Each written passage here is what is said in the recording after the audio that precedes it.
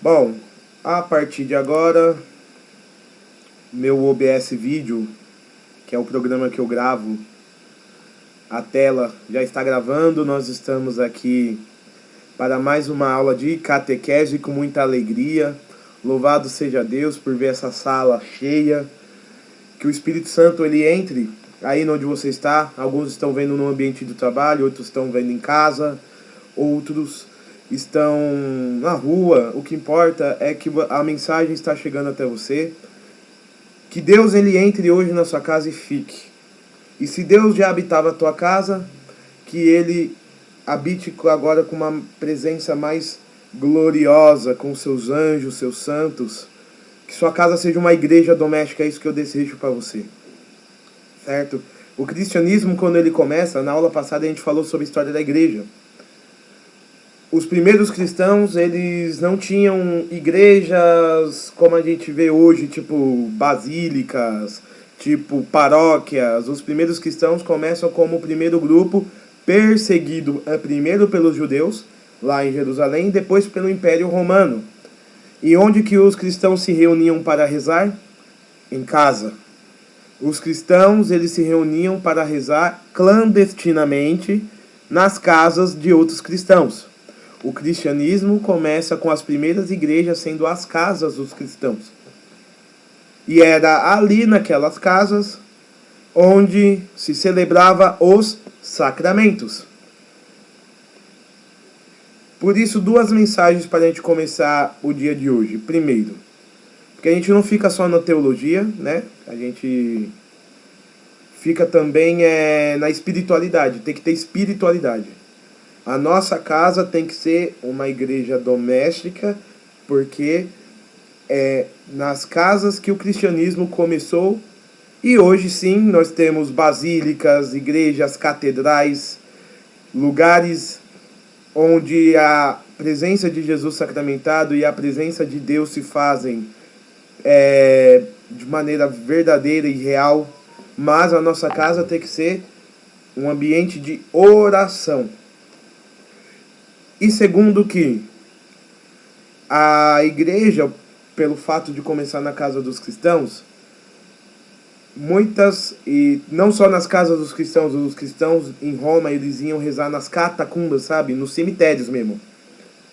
Por que os cristãos iam rezar nos cemitérios? Os cemitérios eram subterrâneos, eles entravam assim debaixo da terra, e lá tinha as tumbas. Por que eles rezavam ali? Porque para os romanos, o cemitério era um lugar amaldiçoado dos espíritos maus, né? E os soldados romanos não entravam ali com medo por causa das suas superstições pagãs. Perfeito para rezar a missa, perfeito para batizar, porque você não seria incomodado por soldados. E sendo em casa, sendo na catedral, sendo nas catacumbas, ou sendo aonde for, o principal componente da igreja não são as paredes, são as pessoas. A igreja ela é composta, como a gente viu na aula passada, por sacerdotes, padres, bispos. E desses bispos, nós temos o maior bispo, que é o bispo de Roma, o Papa. Hoje, Papa Francisco. Certo? E o Papa como sucessor Papa como sucessor do ministério de São Pedro, ele começa a sua missão, né?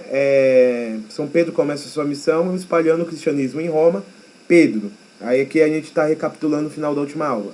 Pedro morre em Roma, e por morrer em Roma e sua cátedra, a sua diocese estar em Roma, a diocese de Roma fica como a principal diocese, que vai ter a supremacia dentre as outras dioceses do mundo. Por isso que o Papa é o chefe da igreja. Chefe da igreja universal. E como que a igreja funciona? A igreja, ela funciona e tem a missão de permanecer como a presença de Cristo na história. Porque a gente viu na aula passada que Cristo ascende ao céu, Cristo sobe ao céu de corpo e alma, e deixa a tua igreja aqui na terra. Essa igreja de Cristo que fica aqui na terra, ela primeiro é uma igreja amedrontada, com medo de ser perseguida, com medo dos judeus, até que Cristo envia em Pentecostes o Espírito Santo que dá força para essa igreja. E o Espírito Santo dá coragem. Então a gente viu na última aula Pedro que assim que recebe o Espírito Santo sai pregando para uma multidão e converte no primeiro dia público da igreja, que a igreja existia, mas é só entre os apóstolos, mas é o primeiro dia público da igreja, que a igreja dá as caras e prega como igreja católica. É quando Pedro sai da sala de Pentecostes, Pedro, o Papa, né? Pedro faz aquele discurso e converte 3.000 pessoas. Agora não me lembro se é 3.000 ou 5.000. Depois lá em Atos dos Apóstolos 2 está descrito. Sei que a igreja começa com 3.000 novos cristãos batizados no primeiro dia público. E ela vai crescendo, incomodando os judeus, e assim nós teremos a perseguição, né? A perseguição da igreja. Após essas aulas sobre os 7 sacramentos, sabe o que nós iremos ter? 2 ou 3 aulas sobre história da igreja, tá?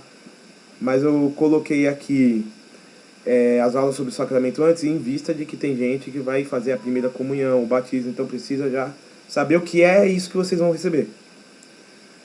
E a igreja, como presença de Cristo na história, ela administra a salvação que vem da cruz de Cristo, da paixão de Cristo, através dos sinais que a gente chama de sacramentos. Então vamos lá. Vocês têm um texto diante de vocês? Aqui, ó. Quem tiver com o texto faz assim, ó. Tá com o texto diante de vocês?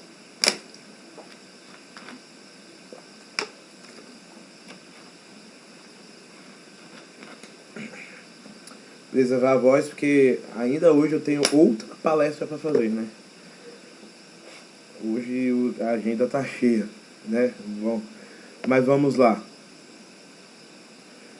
Sacramentos da iniciação da vida cristã. Qual é o tema da aula de hoje? Então, os 3 sacramentos da iniciação cristã: o batismo, a Eucaristia e a Crisma. Os 3 primeiros sacramentos que iniciam uma pessoa na Igreja Católica. Mas o primeiro, o que é sacramento? Vamos aprender com um doutor da igreja, Santo Tomás de Aquino, da qual eu sou muito devoto e estudioso dos seus livros. Santo Tomás de Aquino, uma síntese, né, porque eu não poderia trazer os textos inteiros, né, porque quem conhece sabe que são textos longos, né, dão pano para manga, mas o que Santo Tomás de Aquino, o doutor da igreja, vai nos dizer? Quando a igreja fala que alguém é doutor, quer dizer que a doutrina dele é oficial, a igreja concorda com essa doutrina, certo? Segundo Santo Tomás de Aquino, sacramento é sinal de realidades divinas, das quais tem como causa a paixão de Cristo, sua forma na graça e nas virtudes, e o fim último, que é a salvação da alma na eternidade. Então, para Santo Tomás de Aquino, os sacramentos são sinais. Sinais do quê? Sinais visíveis da graça de Cristo. E o que é a graça de Cristo? A salvação. E como que Cristo conseguiu a salvação? Através da sua paixão. Então, através da paixão de Cristo, ou seja, da sua morte, do seu sofrimento, vamos lembrar o sofrimento de Cristo, a sua angústia no Horto das Oliveiras, que Jesus soa sangue, a sua flagelação, a sua condenação à morte, a sua coroação de espinhos, Jesus que carrega a cruz no Calvário, Jesus que é pregado, e todo esse sangue que corre na paixão de Cristo é sangue que é derramado em expiação dos nossos pecados. Este sangue precioso, que é o penhor pelos nossos pecados, Cristo confiou à sua igreja, e a igreja administra esse sangue através dos sacramentos, que são os caminhos seguros para a salvação. E esses sacramentos, eles são feitos com de forma visível. Anota aí, com matéria e forma. Matéria quer dizer que o sacramento sempre vai precisar de algo material, palpável, certo? Que existe, que você possa tocar ou escutar. E forma, que significa que existem palavras sagradas que tornam esse sacramento válido. A gente vai ver no caso do batismo. O batismo só é válido se tiver a matéria, que é a água. Não tem batismo sem água. Ó, tem que ter água. E também tem que ter a forma, ou seja, as palavras da igreja. Eu, por exemplo, Léo, eu te batizo em nome do Pai e do Filho e do Espírito Santo. E enquanto falar, tem que aspergir a água. Pronto, batizou. Agora, se eu falar, Léo, eu te batizo em nome de Jesus, né? Então não tem validade, qualquer erro de fórmula já era, né? Tem que fazer de novo, como o Léo disse. Tem que ser as palavras da igreja para ter validade. Por quê? Porque a igreja é a autoridade que Cristo deixou.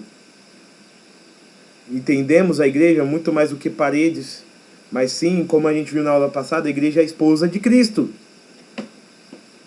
Não é qualquer coisa. Então, os sinais do sangue de Cristo, da graça de Cristo, são os sacramentos que são administrados pela igreja ou aqueles que a igreja assim autoriza, no caso de emergência, em um caso de morte, em um caso de extraordinário, eu posso administrar o batismo a alguém. Eu não sou padre, mas no caso de emergência eu posso batizar. Falando as fórmulas da igreja, usando água. Ordinariamente, pode-se batizar na igreja com um diácono ou padre. Isso é o ordinário. Agora, no extraordinário, qualquer um de nós podemos batizar. Vocês estão entendendo? Então, primeiro, o mônus é da igreja. Ou seja, é a igreja que tem que fazer. Por isso, senão todo mundo saía batizando um pelos outros pela rua aí, pá. Aí. Ia ser batismos válidos, mas aí a pessoa ia se esquecer. Será que eu fui batizado? Será? Porque não tem 2 batismos, é um batismo só. Então por isso que a igreja faz documento, atesta, para quê? Para dizer que aquilo ali aconteceu no tal dia, tal hora, para não que se faça de novo. Certo? Catecismo da Igreja Católica 1212 vai dizer assim: através dos sacramentos da iniciação cristã, batismo, confirmação e eucaristia, são lançados os alicerces da vida cristã, a participação na natureza divina, dada aos homens pela graça de Cristo. Comporta uma certa analogia da origem, crescimento e sustento da vida natural. Nascidos para uma vida nova pelo batismo, os fiéis são efetivamente fortalecidos pelo sacramento da confirmação e recebem na Eucaristia o pilo da vida eterna. Assim, por estes sacramentos da iniciação cristã, eles recebem cada vez mais riquezas da vida divina e avançam para a perfeição da caridade. São os meios pelos quais podemos nos aproximar da vida em comunhão com Deus. Os sacramentos revelam em nós a comunhão com Deus, por meio de Jesus Cristo e pela ação do Espírito Santo, bem como a nossa relação íntima com a Igreja por meio da doutrina dos apóstolos. O Papa Paulo VI, São Paulo VI, na Constituição Conciliar Sacrosanto Concilium, ensina-nos que os sacramentos não só supõem a fé, mas também a alimentam, a fortificam e exprimem por meio de palavras e coisas, razão pela qual se chamam sacramentos da fé. Como sinais e meios de fortalecimento da fé, foram instituídos por Jesus Cristo e confiados à Igreja, sendo o batismo, a confirmação, a Eucaristia, a penitência, a unção dos doentes, a ordem e o matrimônio, contando cada um com suas particularidades. Brevemente serão citadas. Então, pessoal, nós vamos falar sobre os 7 sacramentos. Os 7 sacramentos tem os que a gente vai aprender hoje, que são da iniciação cristã, o batismo, a confirmação e a Eucaristia. Esses 3 primeiros sacramentos, eles são o começo, né? São da iniciação. E eles têm a missão, primeiro, o batismo nos torna filho de Deus. Vamos comentar isso daqui a pouco. O segundo, a confirmação. A confirmação, a crisma, que é o objetivo de vocês, que vocês vão receber no final do ano, ela vai confirmar o batismo. Vai ter uma confirmação. Você vai dizer sim ao seu batismo com mais consciência. Porque geralmente, o batismo é recebido por crianças, certo? Que ainda não têm consciência e são batizados na fé dos seus pais. Então, quando elas chegam à idade da razão, a partir dos 7 anos acima, elas confirmam isso, que elas querem, né, ser cristãs.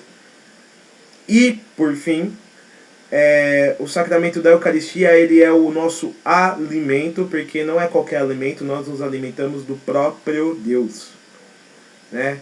Tomai todos e comei, isto é o meu corpo, tomai todos e bebei, isto é o meu sangue. Na Eucaristia nos alimentamos do corpo e do sangue de Jesus. E isso vai alimentando a nossa fé. Por que tem tanta gente que se afasta da igreja? Pergunto. Porque elas não se afastaram dos sacramentos. E quando elas frequentavam os sacramentos, elas frequentavam de coração fechado. Então não tem frutos.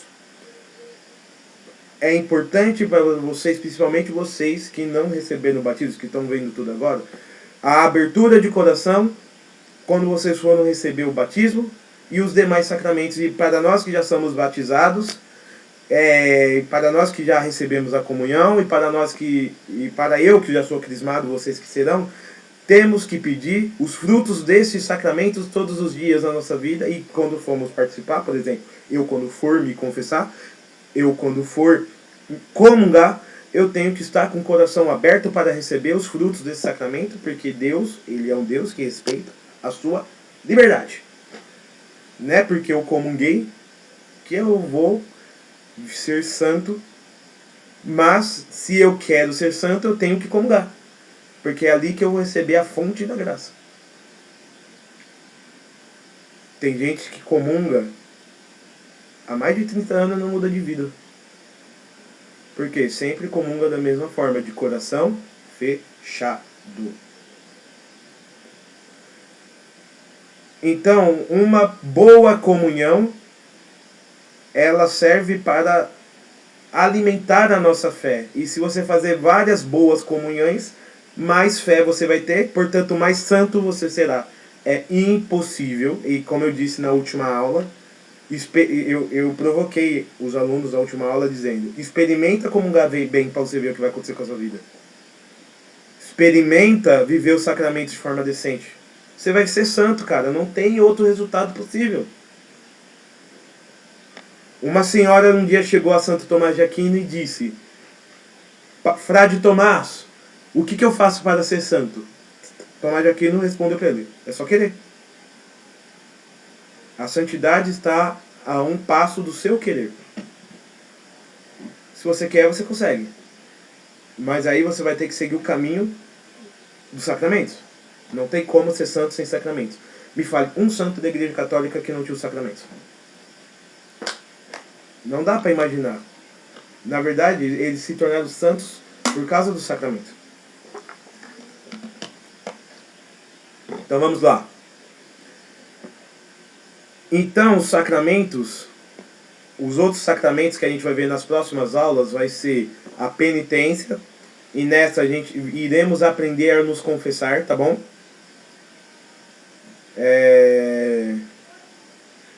Bom, professor, não tem alguns santos que não conseguiram ir para a igreja? A pergunta que chegou. Tem todos os santos depois de Cristo, né? Os santos depois de Cristo, que tem os santos antes de Cristo. Por exemplo, Santo Elias, São Moisés, eles são considerados santos, né?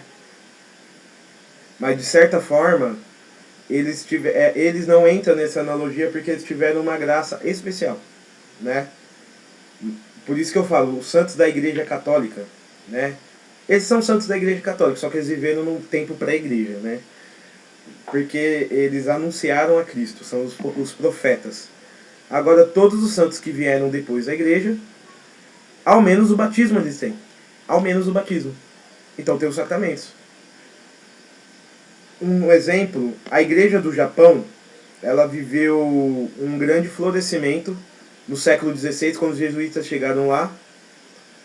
Depois os padres jesuítas foram todos expulsos, os cristãos foram perseguidos. No século XIX, quando retornam as missões, os padres pensaram que ia começar do zero. Tinha uma comunidade cristã que só vivia com batismo e matrimônio. Só batismo e matrimônio, porque eles não tinham padres. O que quero dizer com isso? Que eles se santificaram só com 2 sacramentos. Batismo e matrimônio, vivendo bem o que tinha. Agora imagina nós que temos tudo isso. Tudo isso. Temos os 7 sacramentos disponíveis para nós. Muitas vezes a gente não dá valor a nenhum. Né? É incrível como aqueles que pouco têm mais valorizam. Os que menos têm é os que mais valorizam. Então todos os santos que vieram depois de Cristo, Léo, eles são santos que pelo menos um dos sacramentos tem. E vai depender do contexto da vida deles. Muitos deles não têm todos os sacramentos por causa da perseguição que eles estão sofrendo, por causa do exílio, certo? Mas até os santos da época da... Por exemplo, não, Santo Antão, de vez em... Eu tenho um livro de Santo Antão, você já leu o livro de Santo Antão? O livro de Santo Antão, de vez em quando ele ia para a igreja, comungava e voltava para o deserto. Né? Então, é isso. Vamos continuar. Batismo. O batismo é o primeiro sacramento e por ele insere o fiel na vida cristã, pois mostra o desejo de alcançar a salvação. Por ele somos libertos do pecado, entregues à paternidade de Deus, unidos em Jesus Cristo e incorporados à Igreja. As crianças que serão batizadas devem ter seus pais e padrinhos devidamente instruídos sobre o significado do batismo e também sobre as obrigações que assumem perante Deus e a Igreja de conduzir a criança à vida cristã. Como aqui não tem nenhuma criança, mas é importante dizer porque nós batizamos as crianças. As crianças, elas são batizadas desde os primeiros tempos do cristianismo por motivos sociais, religiosos e espirituais. Motivos sociais. Quem gosta de tomar nota, eu faria assim, sociais. Batismo sociais. Aí eu ia notar. As crianças, elas tinham uma expectativa de vida na infância muito curta. A mortalidade infantil sempre foi um dado alarmante na humanidade, inclusive até o século XIX. Existem várias doenças que matam crianças. Que hoje nós temos vacinas, então muitas vezes a gente não está ligado nessa questão. Mas antigamente você tinha doenças, e ainda tem se não se vacinar, como acho que é poliomielite, doenças mesmo, as crianças morriam muito, então você tinha 11 filhos para vingar 6, morria 4, entendeu? Como você não sabia que hora ele iria morrer, você logo o batizava e muitas vezes no dia do nascimento. Nasceu, já tinha um padre ali perto e já batizava. Por quê? Porque você quer dar a salvação eterna ao seu filho. Por isso que se batiza as crianças. No Atos dos Apóstolos, nas cartas de Paulo, muitas famílias inteiras eram batizadas. Olha, se eram famílias inteiras que eram batizadas, inclusive as crianças. Certo? Então, isso vai defender Santo Agostinho, vai defender os patrísticos, que as crianças devem ser batizadas o quanto antes, porque não sabemos o dia de amanhã. E também porque as crianças, elas não têm a faculdade da razão, certo? Então vamos para os motivos espirituais. As crianças não têm a faculdade da razão. Antes de sermos batizados, nós somos como Adão, pecador, com a culpa original. E após sermos batizados, a culpa original é tirada de nós e nós somos, e o batismo ele vai nos devolver a filiação com Deus, aquela filiação que perdemos com Adão, certo? E o batismo ele vai fazer com que nós nos tornemos filhos adotivos de Cristo. E quem assina a certidão de adoção é Cristo com o seu sangue. O batismo é isso. A gente é adotado. Vamos dizer que antes do batismo a gente estava no orfanato, chamado pecado original. Pelo batismo, Cristo ele entra naquele orfanato. Nós somos tirados daquele orfanato e nós somos levados para a casa do Pai. E a certidão de adoção está escrito em nome de Jesus Cristo.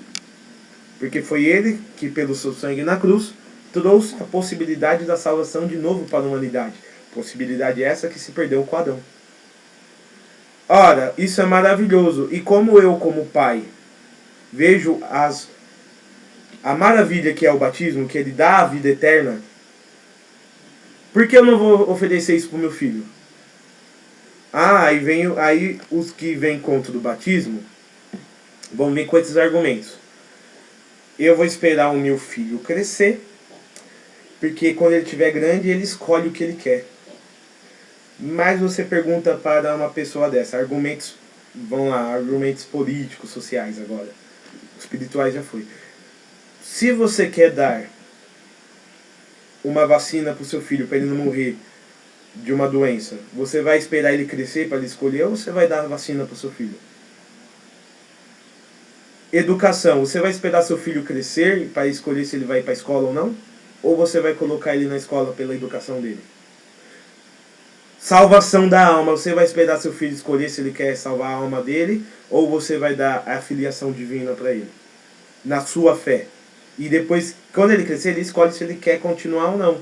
Mas o batismo, você vai tirar seu filho do demônio e colocar ele na graça de Deus. Ora, se eu desejo para o meu filho vacinas e educação, por que eu não posso desejar para o meu filho Deus e sua graça? Então, se eu obrigo, entre aspas, meu filho a se vacinar, a estudar, porque eu sei o que é melhor para ele, ora, isso são coisas boas, mas são coisas terrenas. Muito superiores são as coisas espirituais, diz Santo Tomás de Aquino, as materiais. Ora, o maior benefício espiritual que eu posso dar para o meu filho é o batismo. E por que não o dar? Não tem razão de esperar. Por isso eu concedo para os meus filhos o batismo. Ah, não batizou quando era criança, então preste atenção no texto. Os adultos que quiserem se batizar deverão manifestar essa vontade, estar conscientes das verdades sobre a fé e das obrigações cristãs, sendo advertido para arrepender-se dos seus pecados. Ora, mamãe, papai não me batizou muitas vezes porque eles mesmos não tiveram uma catequese, caíram no secularismo, ou não eram católicos, não sei, cada um tem sua história de vida, cada um sabe o porquê não foi batizado. Aqui nós temos na turma algumas pessoas que não foram batizadas. Pode falar, Ana Paula. Eu queria saber o porquê da água na hora do batismo. Qual é o significado? Já vou explicar, tá bom? Tá bom. Vamos explicar. O papai e mamãe não batizou, é adulto. Alguém te evangelizou, você conheceu o cristianismo e quer se tornar cristão. Só que aí, quando as crianças são batizadas, elas são batizadas pela fé dos pais e padrinhos, certo? Quando você é adulto, você já tem razão e consciência, você pede o batismo, porque você já sabe que isso é bom e que você precisa dele para a sua salvação. Portanto, você procurará a igreja e a igreja falará o seguinte: nós te batizaremos desde que você se arrependa dos seus pecados. demonstrou arrependimento, o batismo ele vai perdoar todos os seus pecados e você terá somente que se confessar dos pecados cometidos pós-batismo. Que graça, mano. Que graça. Apaga o pecado original e apaga os pecados pessoais. E quando vocês forem fazer sua primeira confissão, vocês vão ter que anotar os pecados pós-batismo. Então, Ana Paula e Léo, vocês que serão batizados, olha que graça extraordinária vocês vão receber. Certo? Mas imagina só vocês não conhecendo essas informações e não se batizando e morrendo sem batismo. A graça é grande, o perigo também é grande. Mas posso dar uma boa notícia para vocês? Vocês são considerados catecúmenos, né? Indo para a pia batismal.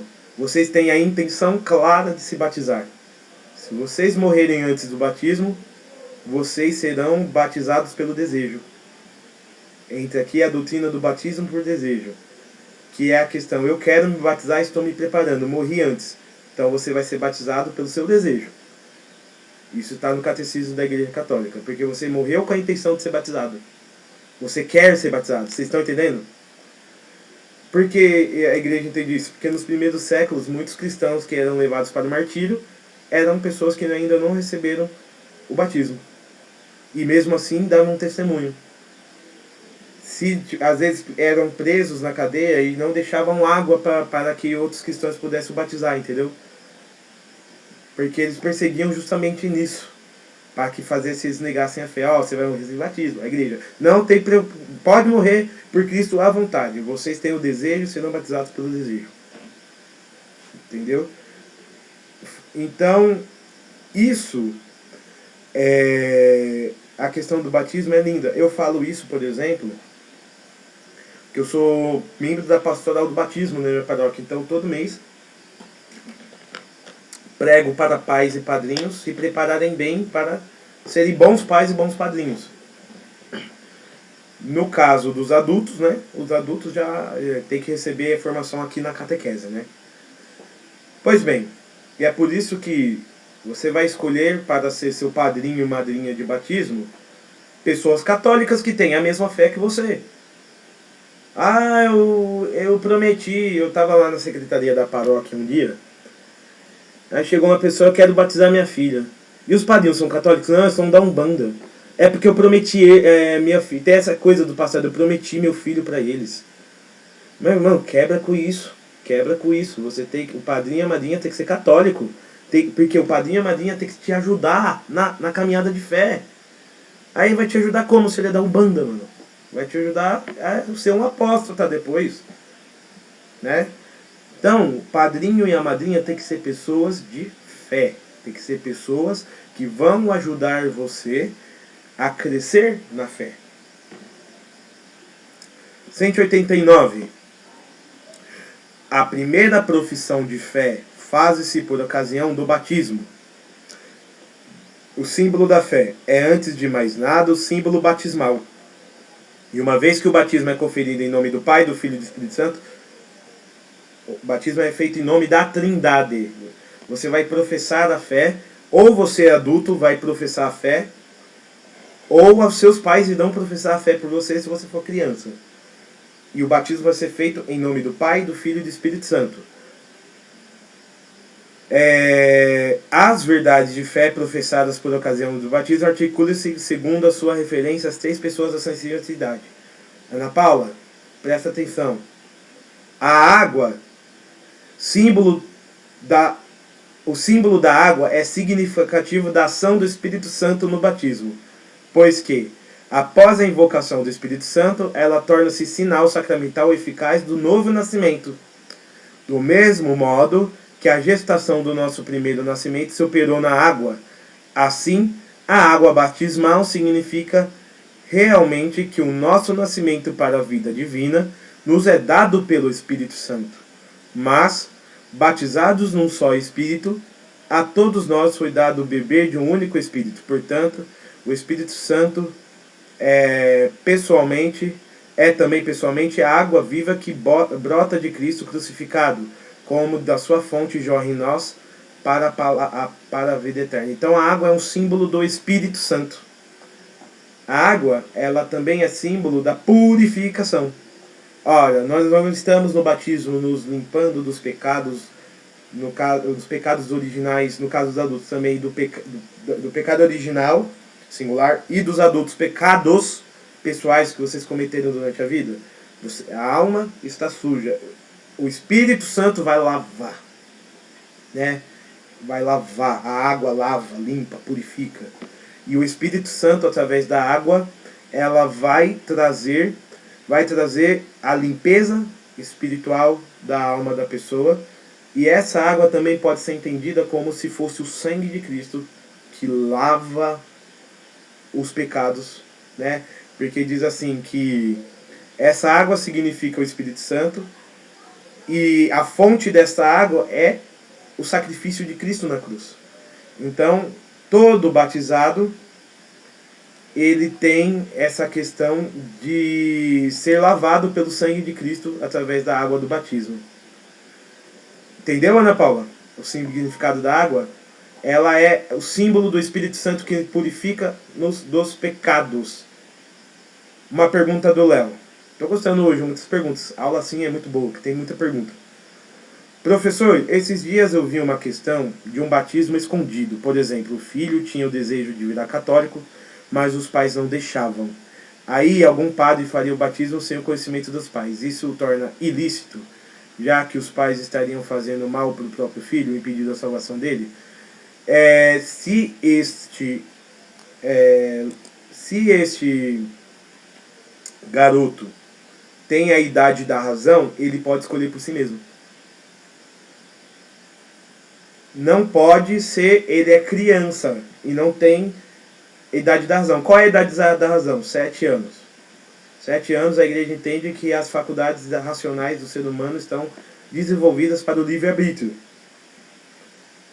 Então, o adolescente pode chegar para um padre e pedir o batismo. Ah, mas meus pais não deixam. Mas ele pode escolher, ele já tem uma maioridade perante a igreja, que é acima dos 7 anos, e ele pode ser batizado porque ele tem idade de razão. Mas isso acaba se tornando escondido para não ter consequências na vida dele, como perseguição, expulsão de casa, entendeu? Isso a igreja acaba sendo, como eu posso falar, delicada e criteriosa, por isso que se faz escondido. É lícito, não é ilícito, é lícito. Seria ilícito, porém válido, se fosse feito com uma criança. Porque foi feito sem a colaboração dos pais e é pela fé dos pais que se batiza. Mas se batizou de modo válido, é válido, porém é ilícito, entendeu?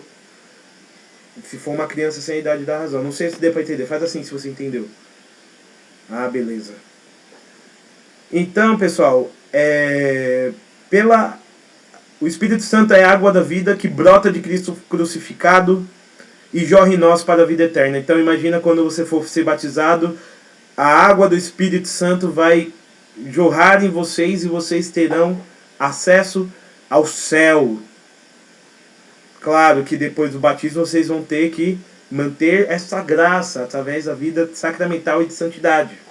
Certo? Mas vocês terão passaporte do céu. Vai carimbar para entrar? Não sei, mas vocês vão ter o passaporte. Vocês estão entendendo? 2156. O sacramento do batismo é conferido em nome do Pai, do Filho e do Espírito Santo. No batismo, o nome do Senhor santifica o homem. Vou repetir. No batismo, o nome do Senhor santifica o homem. Homem, entenda-se aqui como o gênero humano, homens e mulheres, ok?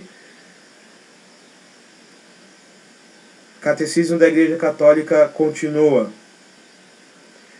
E o cristão recebe o seu nome na igreja. E olha que pode ser, olha que interessante. Você, Ana Paula, você chama Ana Paula, Léo, você chama Léo. Mas para Deus vocês ainda não têm nome. Engraçado, né?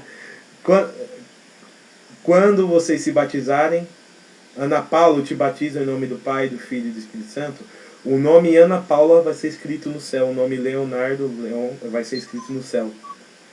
Olha que legal. E, Quer dizer que eu e o Léo não existem praticamente. Não, vocês são criaturas de Deus, mas o nome de vocês não está escrito no livro da vida, né? Vamos dizer assim. E é o batismo que vai escrever seu nome lá. Então olha a importância do batismo.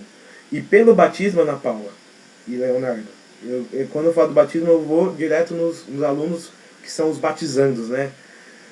Olha que legal. Vocês, se quiserem trocar de nome, vocês podem. É claro que eu não sei se vocês vão querer. Mas o nome que vocês escolherem para ser batizado vai ser o nome que Deus vai chamar vocês. É claro que talvez no Brasil a igreja vai trabalha junto com os órgãos civis, né? Então, não cria confusão, pelo amor de Deus, né?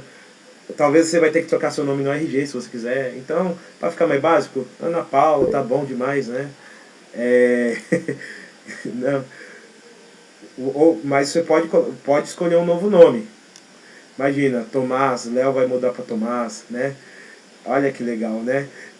Só que talvez você pode pedir esse nome para ser batizado, só que talvez vai dar um probleminha ali com a documentação, né? Que o seu RG tá aí, está pedindo um novo nome. Aí talvez vão pedir para mudar seu nome também no cartório para dar. Mas teoricamente vocês podem mudar de nome, se vocês quiserem. Ok?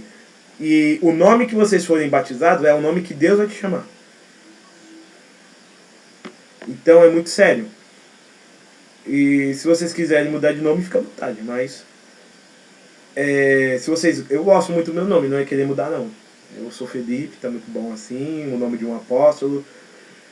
A igreja recomenda que pode ser o nome de um santo, isto é, de um discípulo que levou uma vida de fidelidade exemplar ao seu Senhor. Ou seja, se a gente escolhe um nome de um santo, meio que este santo intercede por nós. Fui me confessar ontem, antes de ontem, em vista da pregação que eu vou fazer hoje.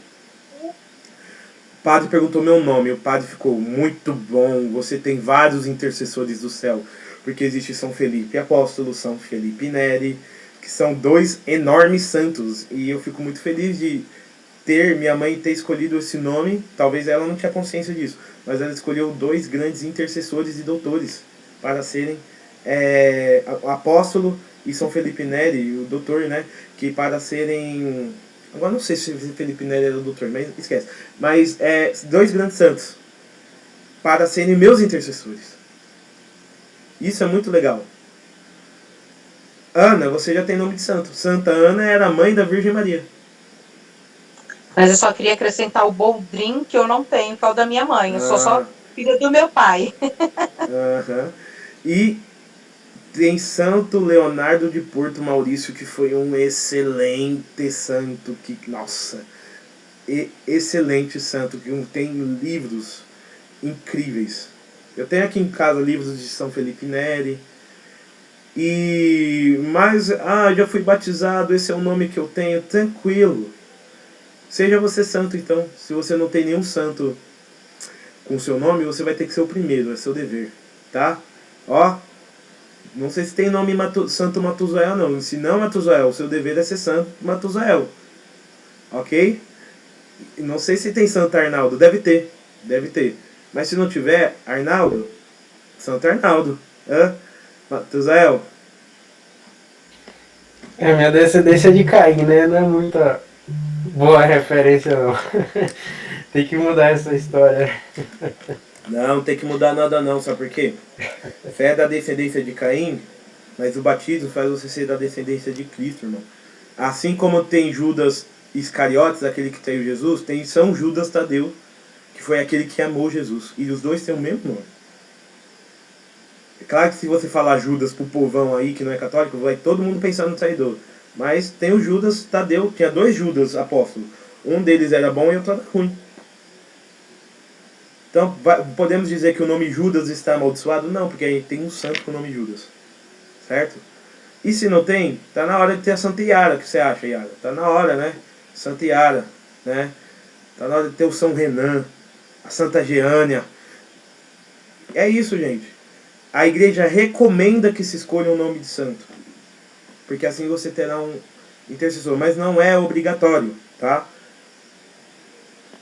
E já entende-se porque a maioria tem muita Maria no Brasil, porque o pessoal já apela para a Mãe de Deus, né? Que já pronto.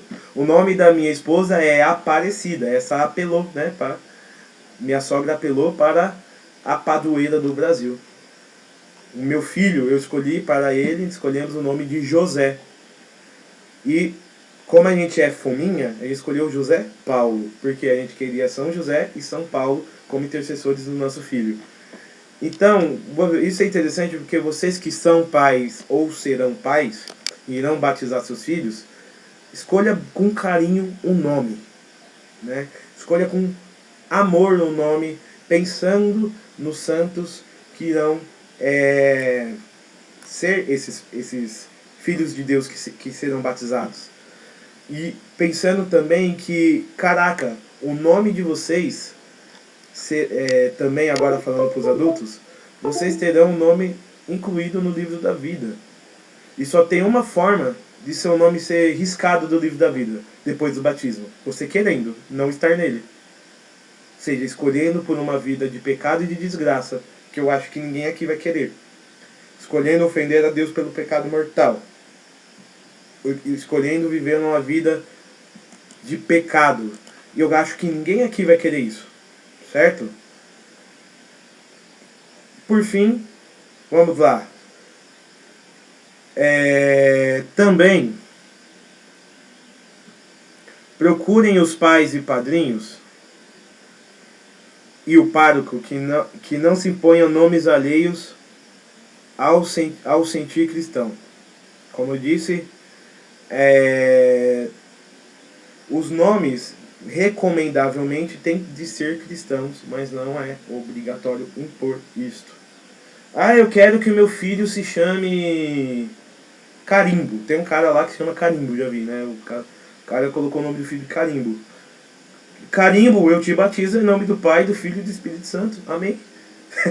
O cara, tá bom, Deus vai chamar o cara de Carimbo, né? Mas, por exemplo, até o nome Felipe. O que é o Felipe? Felipe, filie, quer dizer ama, hipos, Filipos, cavalo. Felipe é o cara que cuidava do cavalo, que gostava do cavalo. Ou seja, um apelido foi santificado, né? Porque teve 2 santos, São Felipe. Ferreira, quem tem o sobrenome Ferreira? Ferreira era da família dos ferreiros, certo? E assim por diante. Os nomes, eles eram, antigamente, os nomes, eles eram atribuídos ao que você fazia na prática, certo? E por fim se tornaram nomes pessoais e passaram de geração em geração. Interessante, né, gente? E por isso a gente deve escolher muito bem o nome que nós colocaremos nos nossos filhos. Bom, confirmação, o segundo sacramento da iniciação. Mas a gente não faz a Eucaristia primeiro, Felipe? Faz.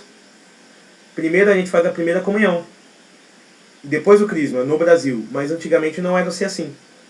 Antigamente o sacramento da crisma vinha antes da Eucaristia e administrava-se quando a criança chegava à idade da razão, mais ou menos para 7, 8, 9 anos.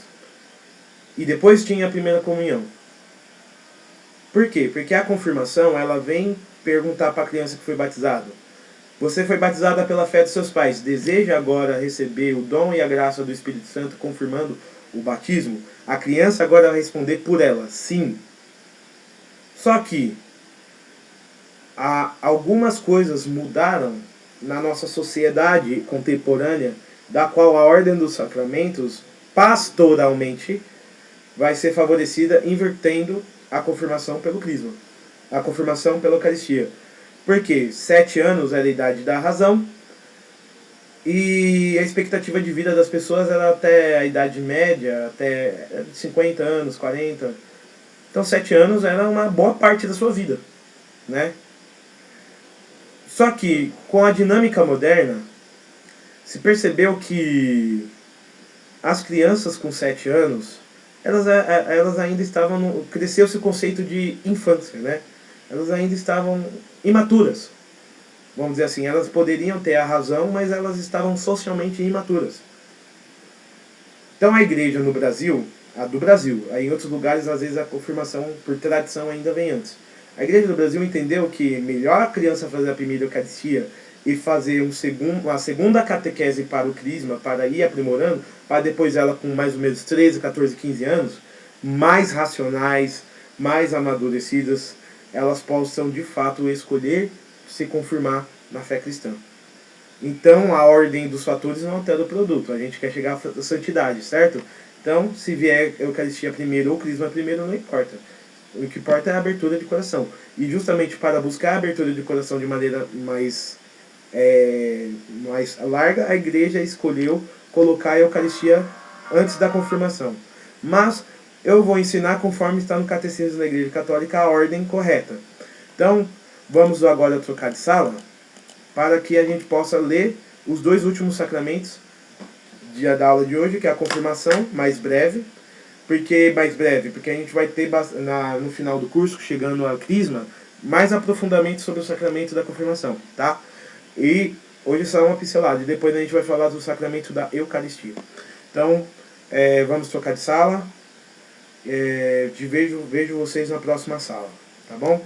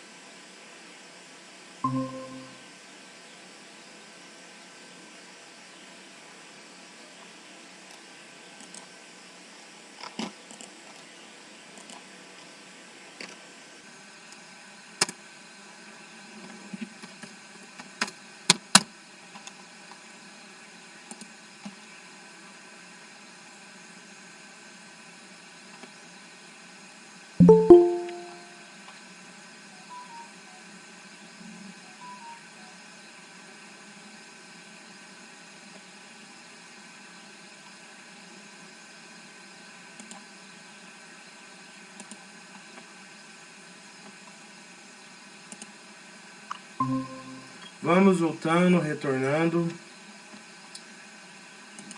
Antes de a gente iniciar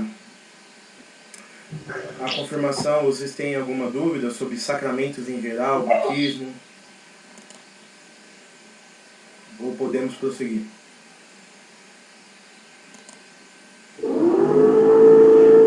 Vamos lá.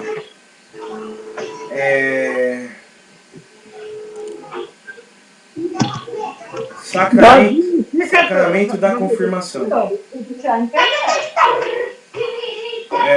Vamos lá. Na confirmação, os batizados avançam em seu caminho de iniciação cristã. Ô Yara, você pode voltar? Acho que é o Davi. o Davizinho, né? Davi, um nome lindo, tá bom? Davi é um nome poderoso, né? Ótimo para se escolher para batizar. Que honra o Santo Rei Davi. Santo Rei, né, que pecou muito, mas morreu santo. Certo? Na confirmação, os batizados avançam em seu caminho de iniciação cristã. São enriquecidos com os dons do Espírito Santo e chamados a testemunhar Jesus Cristo por obras e palavras.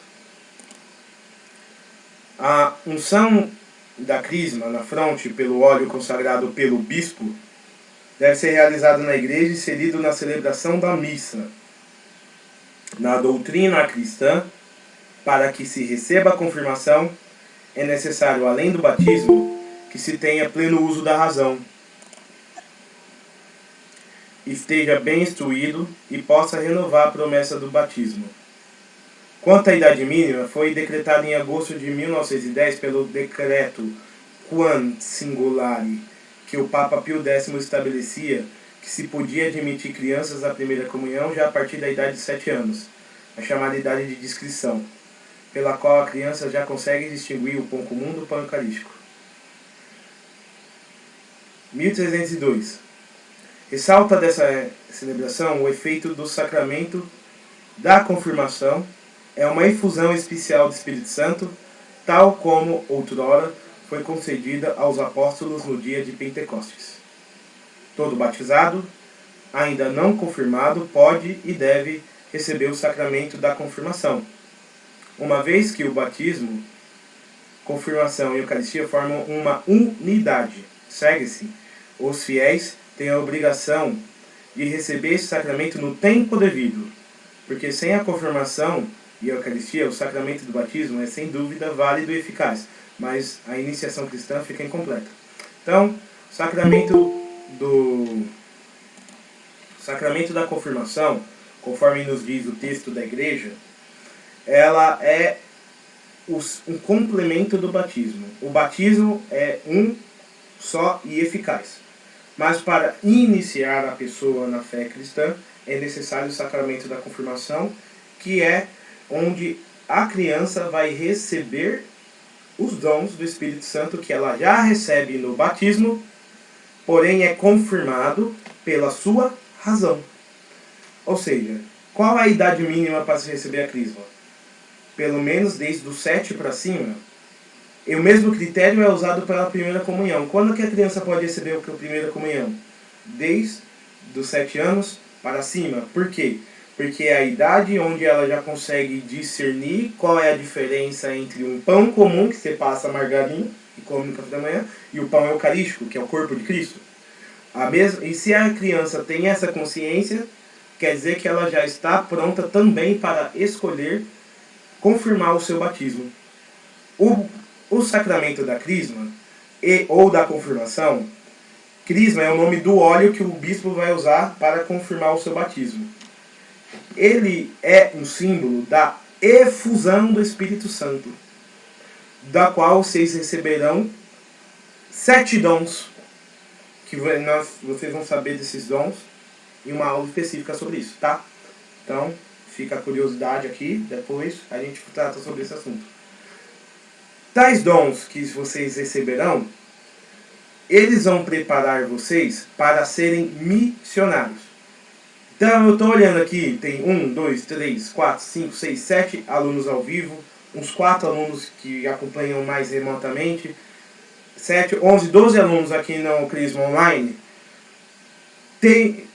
Vocês receberão a Crisma para serem missionários, anunciantes da palavra de Deus. Como? Através de palavras ou de atos.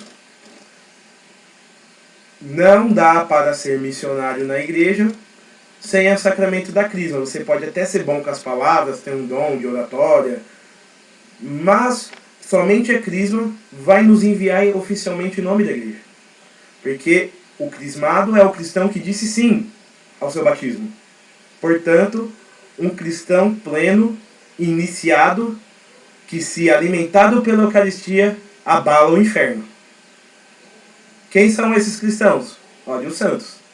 Muitas vezes, após a crisma, foi quando os santos desenvolveram o apetite pela santidade e por ganhar almas. O sacramento da crisma, ele é tão importante, porque ele vai despertar em você os dons do Espírito Santo. E o padre, ordinariamente, não pode te dar esse sacramento, somente o senhor bispo. Claro que, se você tem uma diocese gigantesca e o bispo não dá conta de crismar a diocese toda, ele vai chamar o padre, que vai receber uma carta de delegação, e naquele dia em específico o padre tem autorização de administrar a crisma. Fora isso, somente isso é muito grave, hein? Somente o bispo pode receber pode aplicar o sacramento da crisma. Somente o bispo. Por quê? Porque o bispo, ele é o sucessor dos apóstolos, guardião da palavra de Deus, e é o bispo que tem a plenitude do Espírito Santo na terra. O bispo, ele tem a plenitude do Espírito Santo e ele passa essa plenitude em 2 sacramentos. Para os leigos, para toda a igreja, através do sacramento da crisma, certo? Ele unge-nos com o óleo do crisma, e nós então somos cristãos plenos, iniciados, prontos para sermos missionários, evangelizadores, colaboradores da igreja. E o bispo também usa essa plenitude do Espírito para ordenar novos sacerdotes.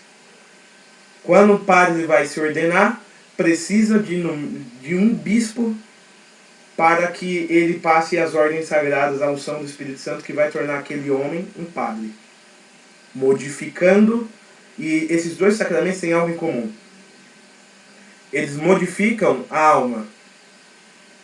Uma pessoa que é crismada, ela tinha uma alma antes do crisma e vai ter uma alma depois do crisma. Uma alma crismada é uma alma marcada pelo Espírito Santo. E o sacramento da ordem, que a gente vai ver em outra aula, também. O sacramento da ordem, ele marca, né, a alma de um homem que tinha uma alma comum, né, uma alma com crisma, uma alma marcada pelo Espírito, só que a alma do sacerdote, ela se transforma em uma alma de sacerdote. Inclusive, até se ele for para o inferno, a alma dele vai estar lá, a alma de sacerdote, para sempre. No céu ou no inferno, tá? Então o bispo, ele tem esse poder que é dado pelos apóstolos. O bispo, como legítimo sucessor dos apóstolos, ele transmite, mesmo que o bispo seja uma pessoa dúbia, infiel, mesmo que o bispo seja uma pessoa que pregue errado, se ele erguer as mãos e fazer o óleo do crisma, com a fórmula, recebe o Espírito Santo, a paz esteja contigo, e o crismando vai responder, contigo também, foi crismado, recebeu a unção. A fórmula é essa. Qual que é a matéria do crisma? Qual que é a matéria da confirmação? É o óleo. O óleo é a matéria, e a fórmula é: recebe o Espírito Santo, que a paz esteja contigo. E eu respondo, porque depende da minha escolha também. Contigo, e a paz que esteja contigo, eu respondo, contigo também. Aqui sim você tem, pela minha liberdade e a unção do Espírito Santo, o sacramento da confirmação. Eu falo o seguinte: eu, por esse sacramento, Felipe, lá pelo ano de 2011, recebi esse sacramento da crisma. E eu, Felipe, quis ser cristão. Eu fui batizado cristão, sou filho de Deus, mas eu quero ser filho de Deus. E vocês vão falar: eu, Yara, eu, Matusael, quero ser filho de Deus. Pois bem, recebendo o Espírito Santo, se você tiver com o coração bem aberto mesmo, os mesmos efeitos nos discípulos em Pentecostes vão acontecer com vocês. Por que geralmente não acontece? Porque geralmente a gente duvida, né? Jesus diz que a gente é povo de pouca fé. Que se tivéssemos uma fé do tamanho do grão de mostarda, poderíamos dizer para aquela montanha: se retira de aqui e vai ali, a montanha obedeceria. Se tivermos fé e recebemos o crisma com muita fé, iremos, no dia do nosso crisma, sair pregando por aí. Já pensou você saindo da igreja, lá da Boa Morte, pregando e batizando 3.000 pessoas, como fez Pedro? É claro que cada tempo suas responsabilidades, mas talvez você não tenha que pregar para 3.000 pessoas. Talvez você tenha que ajudar na sua paróquia. Talvez você tenha que evangelizar no seu trabalho. Talvez você tenha que ser catequista. Talvez você tenha que ser pregador. Talvez você tenha que ser professor católico para ensinar catequese para as crianças. Deus tem uma missão para cada um. E essa missão que Deus escolheu para você, que só você sabe qual é, você precisa do crisma para bem executá-la. É isso. Sem o Espírito Santo nós não somos nada. É o Espírito Santo, que é o Espírito da vida. E pela confirmação, nós seremos missionários enviados pelo Espírito Santo. Alguma dúvida sobre crisma? Pode dizer. O catecismo que eu tenho não se usa mais. O catecismo de São Pio X, maravilhoso, né? É um catecismo que está em total acordo com o catecismo amarelo. O catecismo amarelo, ele é que cada catecismo ele tem uma mensagem para o tempo que ele está sendo utilizado. O de São Pio X, na minha opinião, é um dos melhores, porque ele é sintético, né? Ele, se eu não me engano, ele faz perguntas, né? Isso aqui, isso aqui, isso aqui, aí responde, né? O catecismo da Igreja Católica, para responder mais objetivamente sua pergunta, não? A Igreja, com o passar do tempo, ela precisa atualizar a linguagem da doutrina para que os novos tempos entendam o que está sendo dito. O catecismo de São Pio X, ele é claríssimo, muito claro. Mas, para os tempos de hoje, essa doutrina católica, ela precisou ser mais explicada. Você vê que o catecismo de São Pio X é assim. O novo já é assim, ó. Ela precisou ser mais esmiuçada, fazer mais resgates da patrística, né? Porque o Concílio Vaticano II ele vai trabalhar muito com os padres da igreja, né? Fazer um resgate de mais artigos de Santo Tomás, de Santo Agostinho. E o novo catecismo da Igreja Católica vai trazer novidades, não em termos de doutrina, que a doutrina não muda, tá? A doutrina ela não muda, é uma para sempre. Então o catecismo de Trento, o catecismo de São Pio X, o catecismo de São Leão, todos os catecismos têm a mesma doutrina, ela não muda. O que vai mudar uma coisa ou outra, às vezes vai ser disciplina. Por exemplo, o primeiro catecismo que se tem notícia na história é do catecismo da Didaqué. Não sei se você já ouviu falar da Didaqué. Didaqué é o catecismo da época dos apóstolos. Por que a gente não usa eles até hoje? Porque tinha coisas que mudou na abordagem. Por exemplo, para se confessar, a confissão era uma vez só ao ano e era pública. Você chegava diante do padre e cada um ia falando seu pecado em voz alta. Imagina que doido, né? Eu fiz isso, eu matei o fulano, aí todo mundo falando em voz alta, né? E o padre, você tinha que confessar para o padre em voz alta no meio de todo mundo. Isso é uma disciplina que mudou com a confissão auricular. Aí você faz um novo catecismo que coloca a confissão de modo pessoal. A doutrina é a mesma. O padre perdoa os pecados através de escutando os pecados, certo? Mas muda-se a disciplina de como se faz a confissão. Agora é pessoal. Hoje, por exemplo, os padres são celibatários. Alguns padres da Igreja Latina, antes do século XII, poderiam casar. Poderiam. E não tinha nada de mal nisso. Não, eles não poderiam casar. Na verdade, homens casados poderiam se virar padres, entendeu? Se virasse padre, não poderia casar. Mas se você fosse casado, você poderia ser padre. Mudou-se isso. E isso é atualizado no catecismo. Papa Francisco, ultimamente, ele mudou o entendimento da igreja sobre a aplicação da pena de morte. A igreja tinha uma posição mais a favor e agora ele atualizou para os novos tempos modernos, a pena de morte ela não deve ser aceita pelo católico. Certo? Então, são coisas que não são doutrinais, são disciplinares. As disciplinas elas se adaptam conforme o tempo. Por isso você tem catecismos com abordagens para cada tempo. Mas aí também é um perigo, porque você tem muita pessoa mal intencionada querendo mudar a doutrina da igreja. Querendo que padres, mulheres, nunca vai acontecer isso. Até o Papa Francisco, né, a pena de morte é uma questão disciplinar. É questão de que hoje não é bom você aceitar isso, entendeu? Porque também é uma questão cultural, Léo. Por exemplo, na Idade Média, matar alguém por um crime era uma coisa comum e aceitável. Era comum e aceitável. Hoje, a gente já tem uma percepção de que a prisão perpétua pode dar conta, por exemplo, e ser mais punitiva do que uma pena de morte. Certo? Sim, Santo Tomás de Aquino argumentava a favor. Papa Francisco hoje recomenda que nós sejamos contra. Agora pode vir outro Papa e mudar. Então essa coisa muda, entendeu? Isso muda. Agora o que não muda? Trindade, Imaculada Conceição, dogma, entendeu? O catecismo ele pode ser atualizado em coisas disciplinares que pode mudar para uma prática pastoral melhor da igreja, entendeu? Que lidar com a igreja no tempo de hoje. Tudo bem, pessoal? Vamos para a Eucaristia. Lembrando que o batismo, Eucaristia, confirmação são uma unidade.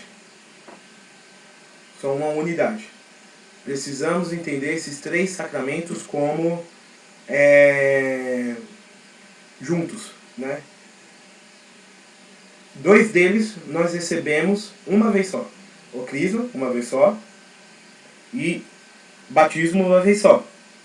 A Eucaristia não, a Eucaristia ela é frequente. É um sacramento que nós recebemos de modo frequente. Vai dizer assim o texto. Vou tomar um golinho de água. É na Santíssima Eucaristia que o Senhor Jesus Cristo se mantém e oferece-se, pela qual continuamente vive e cresce a Igreja. O sacrifício eucarístico é memória da morte e ressurreição do Senhor, pelo qual se relembra o sacrifício da cruz. A Eucaristia representa a fonte de todo culto divino e a vida cristã, pelo qual se realiza a comunhão do povo de Deus e se completa a edificação do corpo de Cristo. É que, na celebração celebração eucarística, o Cristo presente sobre as espécies do pão e do vinho, pelo ministério do sacerdote, oferece-se a Deus Pai e se dá como alimento espiritual aos fiéis. Recomenda-se que os fiéis recebam a Sagrada Comunhão na missa, quando a pedirem por justa causa, poderá ser administrada fora da celebração litúrgica, ou se observando os ritos específicos. Lembremos-nos da importância da Santíssima Eucaristia, vez que os demais sacramentos de todas as obras eclesiásticas de apostolado relacionam-se com esse sacramento. Gente, já falamos aqui sobre a vida de Cristo e a edificação da Eucaristia. Jesus na última ceia disse: "Isto tomai todos e comei, isto é o meu corpo. Tomai todos e bebei, isto é o meu sangue." Verbo ser, é. Quando Jesus ele diz que o pão é o corpo dele e que o vinho é o sangue dele, é porque é. Porque é. Não, Jesus não diz, isto simboliza o meu corpo. Isto representa, não, isto é. É. E pela fé que nós recebemos dos apóstolos, que nós guardamos e professamos, através dos catecismos, cremos que o bispo, que ordena um padre de maneira válida, celebra a Eucaristia em persona Christi, na pessoa de Cristo. Então, quando o padre diz as palavras da consagração, ele faz como Cristo, na pessoa de Cristo. Então, aquele pão se torna o corpo de Cristo também, assim como há 2000 anos atrás se tornou nas mãos de Cristo. E aquele vinho se torna o sangue de Cristo, como se tornou há 2000 anos atrás, ocorrendo ali um milagre da transubstanciação, onde a matéria, a aparência do pão e do vinho, o gosto, o cheiro, permanecem iguais, porém a substância não é de pão, não é de vinho, mas é do corpo e do sangue de Cristo, mistério da nossa fé. Portanto, diante da Eucaristia consagrada, dobramos o nosso joelho e adoramos ao Senhor, porque não é pão, não é vinho, é a carne e o sangue de nosso Deus. Mistério da fé. Profundo. Por isso, todas as missas. Deveríamos comungar todas as missas. Porém, isso também nos mostra um segundo ponto. Com que respeito devemos ir à Santa Missa? Estamos indo na missa para receber e adorar a Deus, não de maneira espiritual. Eu senti. Não, se você não sentir ou não sentir, não faz diferença. Deus está lá. Está lá. É a fé da igreja. Cuidado com a roupa que você vai para a igreja. Roupa digna. Você está indo diante de Deus. Nada de decote. Nada de blusinha apertada. Para os homens. Nada de bermuda. Respeito diante de Deus. Imagina, você vai no fórum, chega lá no fórum de blusinha apertada e bermuda. Não, no fórum, no julgamento você vai de social. Você vai bonito, porque você vai estar lá diante de um juiz da terra.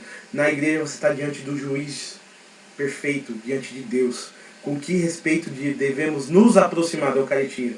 Um respeito exterior, através das nossas vestes dignas. E qual é a roupa que nós temos que usar para entrar na igreja, na missa? A melhor que tivermos, desde que a melhor que tivermos não te deixe pelado, por exemplo. Né? Evita usar camiseta de time. Nossa, aquela coisa, você entra na missa, tá lá o cara com a camiseta do Corinthians, do Palmeiras. Meu Deus do céu, não. Gente, a gente está diante de Deus, dos anjos, da Virgem Maria, dos santos, e a gente está ali para ser igreja. Mas você pode estar todo engomadinho, lindo e ser um podre por dentro. É por isso que interiormente você tem que estar preparado para receber Jesus sacramentado, e para isso não se aproxime da Eucaristia, vai dizer São Paulo, em estado de pecado mortal. Não podemos comungar se estamos com um pecado grave na consciência. Não podemos. Porque já diz São Paulo na carta aos Coríntios que comungamos a nossa própria condenação se fizermos isso. Só para você. Mas, se aproximarmos de Jesus Eucarístico com pecados veniais, ou seja, pecados leves, a comunhão eucarística apaga os pecados veniais e te dá força para que, no futuro, você não peque mais. Vocês estão entendendo? A comunhão cotidiana alimenta a sua alma, e vai dizer Santo Tomás de Aquino que, assim como o corpo físico... Eu fiz um TCC sobre isso. Eu fiz um TCC sobre Santo Tomás de Aquino e a Eucaristia. Quem quiser me dá um oi que eu compartilho para vocês lerem, tá? Não vejo a hora de comungar, prof. É isso aí. Eu quero aumentar o fogo no seu coração agora.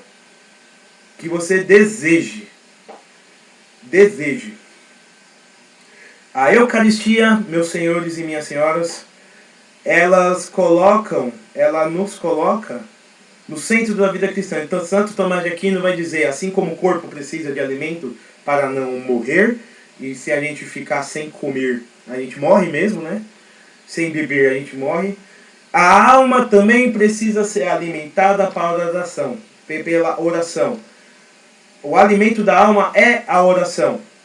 Mas assim como existem comidas que enchem mais, deixam a gente mais saciado, e comidas que deixam a gente menos saciado, espiritualmente é a mesma coisa. Muitas vezes, poucas orações alimentam um pouco a alma. Muitas orações podem alimentar muita alma, mas a Eucaristia é o alimento que sacia a alma e faz com que ela não deseje outra coisa a não ser a Cristo. Porque é a Cristo que ela recebe pessoalmente.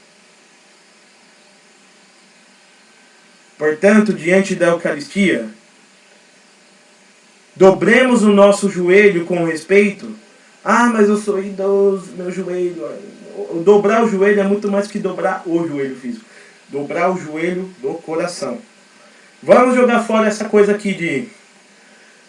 não adianta estar bonitinho na mesa e ser podre por dentro. Deus olha o coração. Deus olha o coração. Mas a gente é o que o coração está cheio.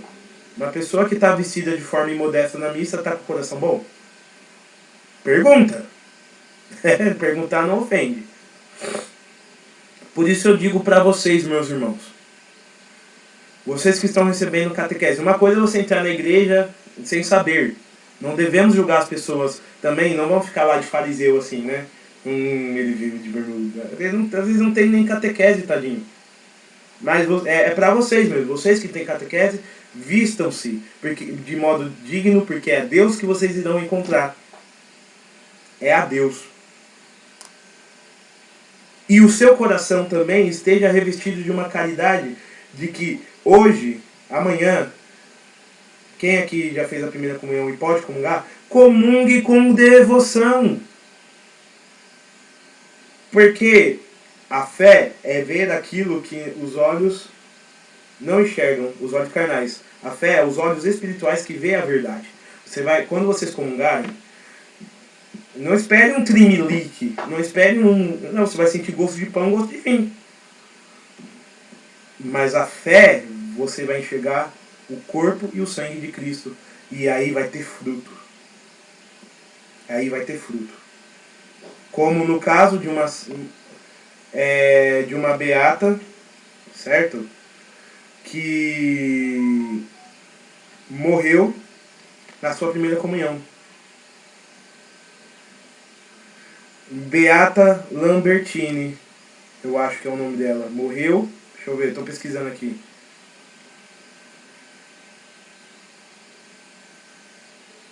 É esse aqui. Em Bolonha, no ano de 1333, uma criança de apenas 11 anos, ela queria receber a Eucaristia. Acho que era administrada mais tarde naquela época, nesse contexto. A Beata Lambertini, ela queria tanto receber Jesus Eucarístico, e quando ela recebeu, ela morreu de amor.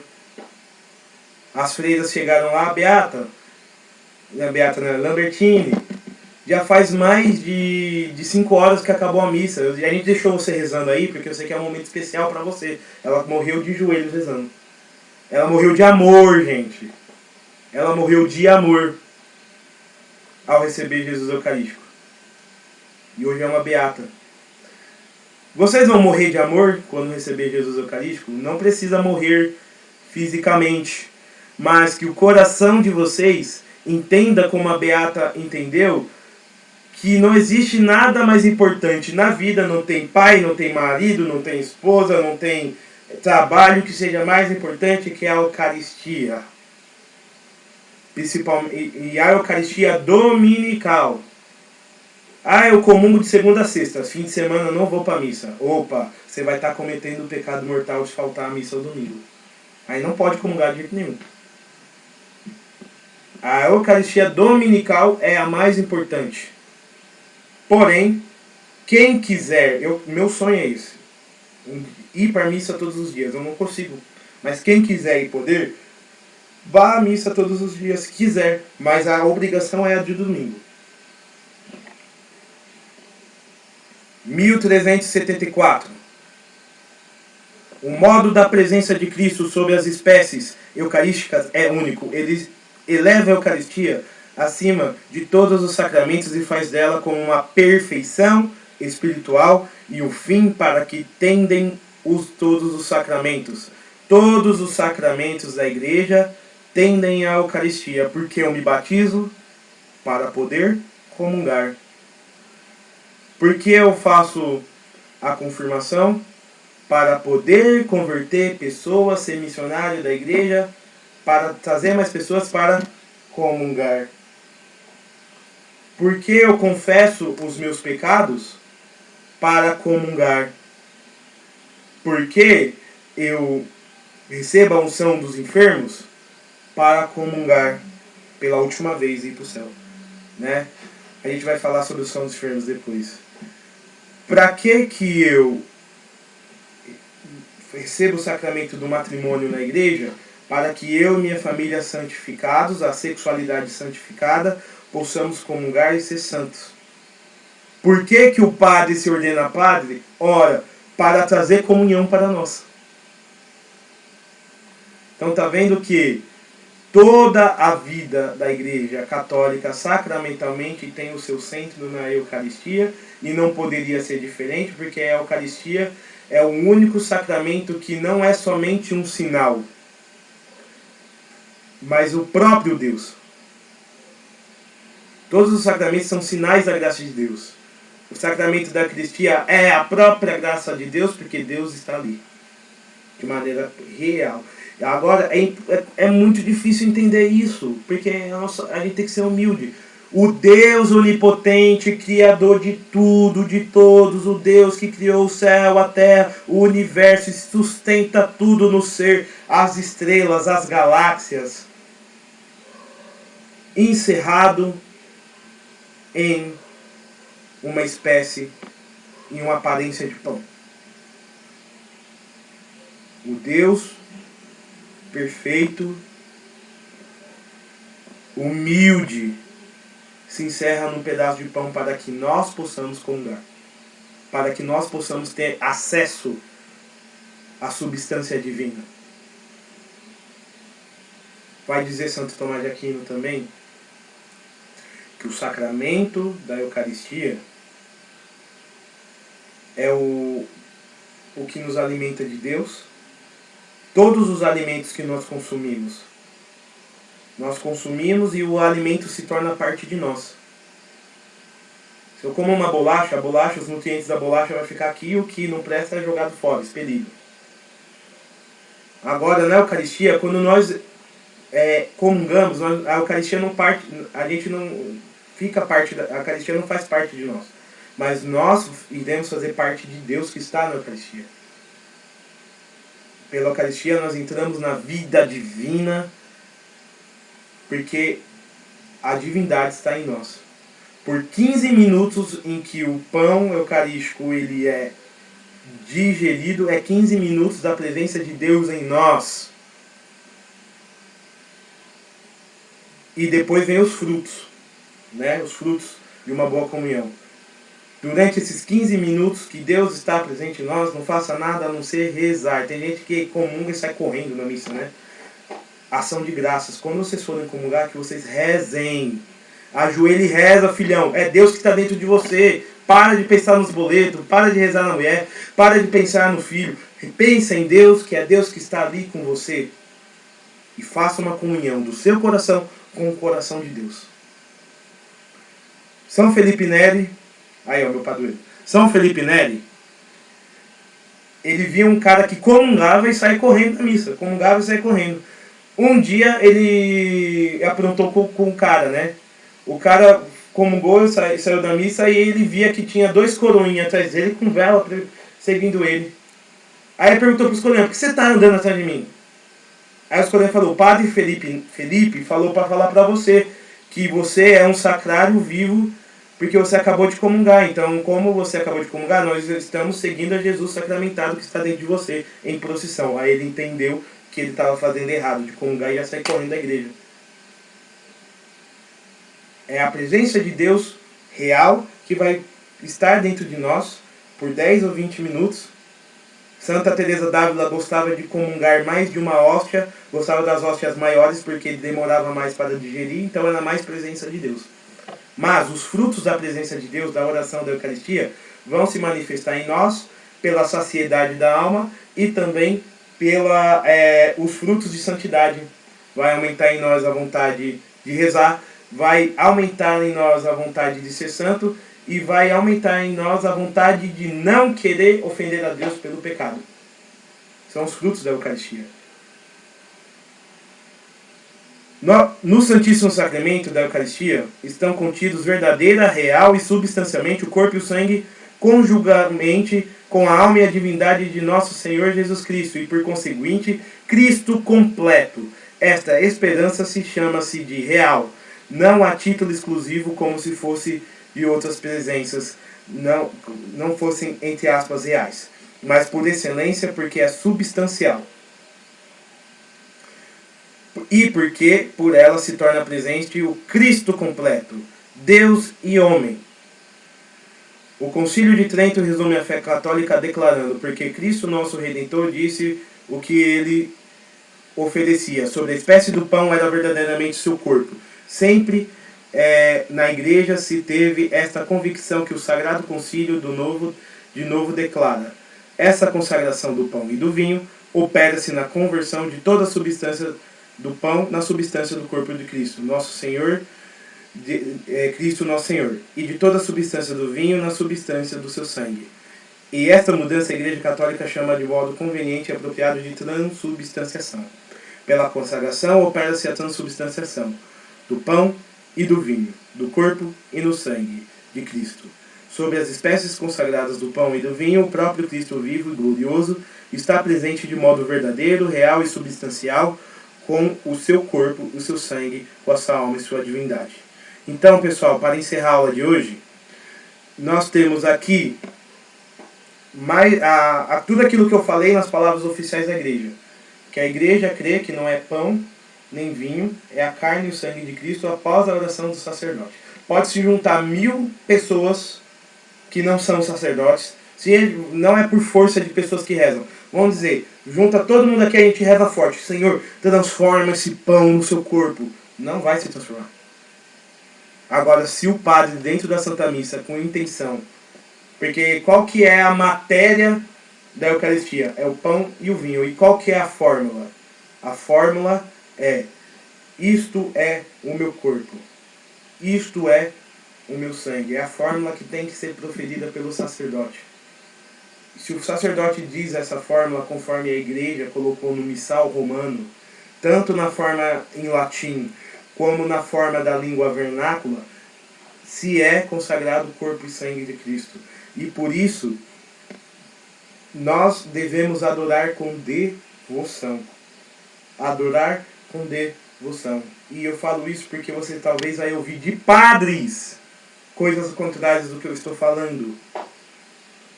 Na dúvida entre uma opinião de um padre e de outro, fique com o catecismo da Igreja Católica. É isso que vocês leram. O Concílio de Trento, todos os concílios antes do Concílio de Trento atestam que após o padre validamente ordenado dizer as palavras, o pão e o vinho se transubstanciam no corpo e no sangue de Cristo. Mistério da fé. Teve padre que duvidou e Deus deu um sinal para eles. No caso, na cidade de Bolsena e depois na cidade de Lanciano, você tem os milagres eucarísticos onde o pão se torna carne, não só substancialmente, mas materialmente. O pão se tornou carne na mão do sacerdote e o vinho sangue.